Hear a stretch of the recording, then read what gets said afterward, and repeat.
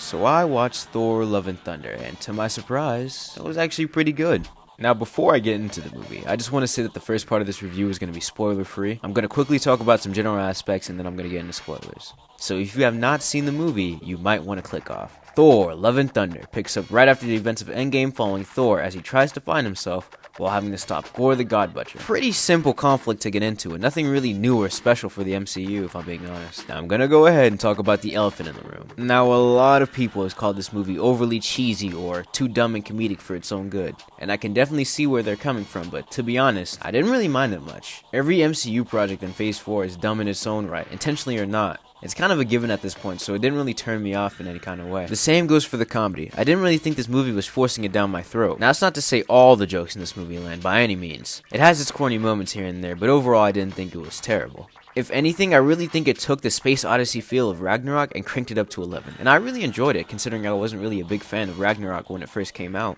Now, it's not to say I didn't enjoy Thor Ragnarok. I thought it was a fun movie, but it was just dragged down by a very boring subplot. But that's really not the case here.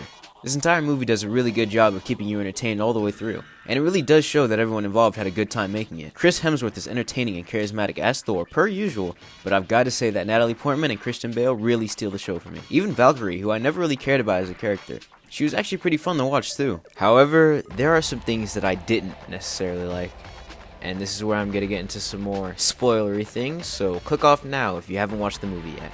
As everyone's been saying, Gore is heavily underutilized, and it kinda annoys me. For an MCU movie, his motivation is raw and emotional, and with Christian Bale portraying the character, it could have made for a great performance and one of the best villains of all time. But after the opening scene, we're not really given that much character depth. He has a good 4 or 5 appearances total, including the opening, and that's it. I feel like for a villain like Gore, there should be a lot more legroom for the character, and there should be time for the character to shine alongside of our hero. But if I'm being really honest, Thor's character arc is kinda half-baked too. I definitely understand what they were going for, but in the end, the ideas felt a lot better than the execution. I can appreciate where they tried to go with this character, but some of it falls flat, and I can't lie, I'm still a little mixed on the ending. The idea of Thor becoming a dad is good in concept, but in execution, it just came out of left field. Nothing really built up to it, and it just sort of happened, and the post-credit scenes in these movies just seem to get more and more unexciting. I frankly really didn't care that much about Hercules. I mean, it was cool to see him, but I already know how it's going to end in the next movie, so there's really no point. And the one with Jane and Heimdall and Valhalla really should have been in the actual movie. It would have made a lot more sense story-wise, and would have been a very good conclusion to her story in the MCU.